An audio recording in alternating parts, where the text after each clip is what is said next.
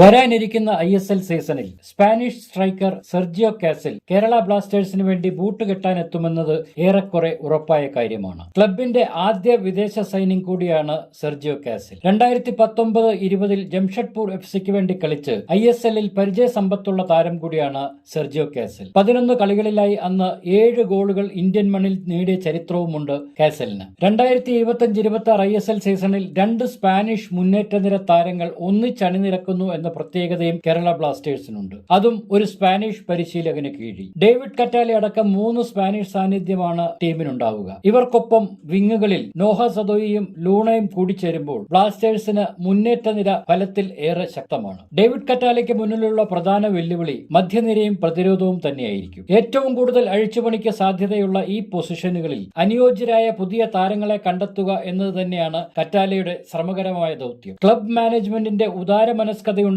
മാത്രമേ കരോലിസിനും കറ്റാലയ്ക്കും അക്കാര്യത്തിൽ പ്രതീക്ഷയ്ക്ക് വകയുള്ളൂ എന്നതാണ് സത്യം. ആ ഘട്ടം കൂടി വിജയകരമായി പൂർത്തിയാക്കാൻ കഴിഞ്ഞാൽ ഒരുപക്ഷെ കൊമ്പന്മാർക്ക് അടുത്ത സീസണിൽ പൊരുതി നിൽക്കാനുള്ള ഒരവസരം ലഭിച്ചേക്കും. ടീമിന്റെ പാളിച്ചകളെക്കുറിച്ച് ഉത്തമ ബോധ്യമുള്ളതുകൊണ്ട് തന്നെയാണ് വരുന്ന 2 മാസത്തെ ട്രാൻസ്ഫർ നീക്കങ്ങളെ ക്ലബിന്റെ ആരാധകർ ആകാംക്ഷയോടെ ഉറ്റുനോക്കുന്നതും. നിലവിൽ പ്രതിസന്ധികളിൽപ്പെട്ട് നിലയില്ലാതെ നിൽക്കുന്ന ക്ലബിന്റെ ട്രാൻസ്ഫർ നീക്കങ്ങൾ തന്നെയാണ് കേരള ബ്ലാസ്റ്റേഴ്സിന്റെ വിധി എഴുതുക.